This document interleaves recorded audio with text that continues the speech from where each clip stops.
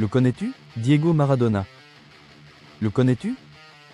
Cet homme est considéré comme l'un des 2 meilleurs joueurs de l'histoire du football, aux côtés de Pelé.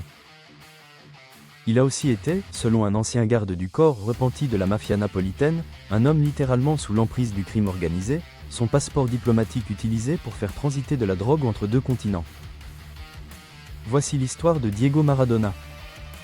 Né en 1960 à Lanús, en Argentine, 5e d'une fratrie de 8 enfants aux origines amérindiennes, espagnoles, italiennes et croates, Diego grandit dans le bidonville insalubre de Villa Fiorito, en banlieue de Buenos Aires. Son père travaille sur des chantiers, sa mère fait des ménages. Élève médiocre, il apprend très tôt la débrouille dans les rues où il joue au football sans relâche. À 10 ans, repéré lors d'une journée de détection, il intègre l'équipe junior d'un club local. À 12 ans, interviewé à la télévision, il déclare avoir 2 rêves, disputer une Coupe du Monde et la remporter avec l'Argentine. 10 jours avant ses 16 ans, il débute en professionnel. Son talent explose immédiatement. Mais son ascension le conduit rapidement vers les excès. Transféré au FC Barcelone en 1982 pour l'équivalent de plusieurs millions de dollars, il confiera lui-même que c'est là qu'il commence à consommer de la cocaïne. Sa période catalane tourne au chaos. Hépatite, cheville brisée par un défenseur adverse, bagarre générale lors d'une finale en présence du roi d'Espagne.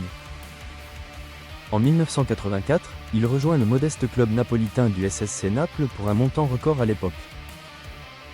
Son nouvel agent, Guillermo Coppola, l'introduit dans un tout autre milieu, celui du show business et, plus sombre encore, celui de la Camorra, la mafia napolitaine, qui le protège des scandales et fréquente son entourage. Selon des enquêtes ultérieures, la Camorra aurait fourni personnellement sa cocaïne à Maradona pour s'assurer qu'il ne consomme jamais de drogue frelatée. La police fédérale américaine ira jusqu'à ficher son agent comme narcotrafiquant, s'appuyant sur des témoignages affirmant que le passeport diplomatique de Maradona aurait servi à faire transiter de la drogue entre l'Amérique du Sud et l'Italie. En 1986, au Mexique, Maradona vit la compétition la plus aboutie de sa carrière. En quart de finale contre l'Angleterre, il inscrit d'abord un but avec la main, resté célèbre sous le nom de « main de Dieu », une tricherie manifeste qu'il assumera sans détour après le match. Quelques minutes plus tard, sur la même feuille de match, il inscrit ce qui restera élu « but du siècle » par la FIFA, un slalom individuel depuis son propre camp, éliminant toute la défense anglaise. L'Argentine remporte ensuite la finale, réalisant le rêve d'enfance qu'il avait formulé 12 ans plus tôt. Adulé à Naples, où la population modeste se reconnaît dans ses origines populaires, Maradona mène le club à ses 2 seuls titres de champion d'Italie de toute son histoire, le transformant en icône quasiment religieuse. Mais les excès s'accumulent, vie nocturne agitée, liaison extra-conjugale, un fils illégitime né en 1986 qu'il ne reconnaîtra publiquement que 30 ans plus tard. En 1991, coup d'arrêt brutal. Contrôlé positif à la cocaïne, Maradona écope de 15 mois de suspension et même d'une peine de prison avec sursis prononcée par les autorités italiennes. C'est le début officiel de son déclin. En 1994, lors de la Coupe du Monde aux États-Unis, il est de nouveau exclu après un contrôle positif à l'éphédrine, mettant fin brutalement à sa dernière apparition en équipe nationale. Les années suivantes sont marquées par une prise de poids considérable, une dépendance croissante à la cocaïne, et des dettes fiscales colossales. Le fisc italien lui réclame plus de 37 millions d'euros d'impôts impayés datant de son passage à Naples, allant jusqu'à saisir ses boucles d'oreilles en or pour commencer le remboursement. Reconverti entraîneur, il prend la tête de la sélection argentine en 2008. Sa gestion est marquée par des résultats en dents de scie et des sorties médiatiques éruptives. Après une qualification arrachée en 2009, il insulte violemment la presse argentine en conférence de presse, lui valant une suspension et une amende de la FIFA. Éliminé en quart de finale du Mondial 2010 face à l'Allemagne, il est démis de ses fonctions.